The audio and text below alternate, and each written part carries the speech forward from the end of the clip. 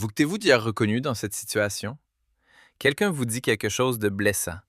Pas en criant, pas un conflit ouvert, mais à touche quand même. Et à ce moment-là, votre corps se contracte. Vous vous figez, vous vous taisez, vous ne répondez pas. Et puis, 1 heure passe, 2, une demi-journée. Et cette même conversation commence à tourner en boucle dans votre tête. J'aurais dû répondre comme ça. Pourquoi je n'ai rien dit? J'aurais pu dire autre chose. Et vous rejouez la scène encore et encore, avec des phrases parfaites, qui, étrangement, arrivent toujours après. Et le plus frustrant, c'est qu'au moment moi, vous n'avez pas pu. Pas parce que vous ne saviez pas quoi dire, mais parce que vous n'y aviez pas accès. Et ici, il y a quelque chose d'important à comprendre. Ce n'est pas une faiblesse, et ce n'est pas que vous perdez vos moyens. C'est la façon dont votre psychisme fonctionne à ce moment-là. Quand quelque chose vous fait mal, vous ne décidez pas « je vais me taire ». Ce n'est pas un choix, c'est un hiata.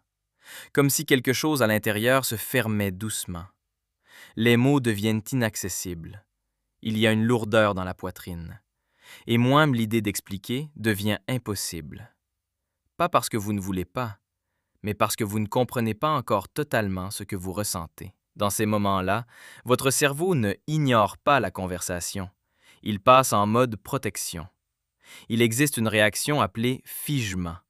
Elle est aussi naturelle que combattre ou fuir, mais plus discrète. Quand les émotions sont trop fortes, le psychisme appuie sur pause. Il ralentit tout, pour ne pas que vous vous désorganisiez intérieurement. Mais allons plus loin. Parce que cela ne commence pas à l'âge adulte.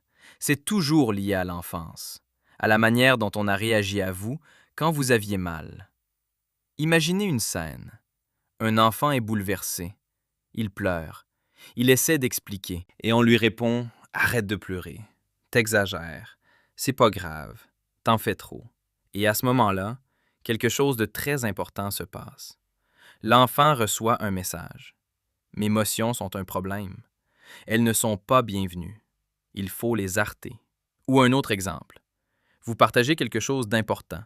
Vous vous ouvrez. Et la personne en face minimise, se moque, ou utilise cela contre vous plus tard. Et votre psychisme en tire une conclusion très précise. S'ouvrir n'est pas sûr. Ou encore plus subtil, une famille sans violence apparente, mais sans place pour l'émotion. Tout est normal. Contrefle-toi. Ne fais pas de signe. Il n'y a pas d'interdiction directe, mais pas de soutien non plus. Et vous apprenez à gérer seul, en silence, à l'intérieur. Et c'est là que le schéma se crée. Ne pas parler tout de suite. D'abord ressentir, digérer, se retirer. Parce que c'est plus sûr, parce que vous ne serez pas rejeté, parce que vous ne perdrez pas le lien. Et le plus important, vous ne cessez pas de ressentir. Vous cessez simplement de le montrer immédiatement. Alors aujourd'hui, à l'âge adulte, quand quelque chose vous touche, ce n'est pas « je choisis de me taire ». C'est un mécanisme familier qui s'active, un mécanisme qui vous a protégé autrefois. Et ensuite, quelque chose d'invisible commence. Pendant que vous vous taisez, il y a un travail intense à l'intérieur. Vous rejouez la scène. Vous analysez. Vous vous demandez « est-ce que ça me concerne vraiment? Pourquoi ça m'a autant touché? Est-ce que je suis blessé ou est-ce plus profond? Que se passera-t-il si je parle maintenant? » Ce n'est pas de l'évitement. Vous ne vous taisez pas parce que vous n'avez rien à dire. Vous ne voulez simplement pas parler sous le coup de l'émotion et le regretter ensuite. Vous attendez que ça se pose pour pouvoir parler calmement et clairement. Et il y a encore un point important. Vous ne vous taisez pas seulement pour vous, mais aussi pour la relation.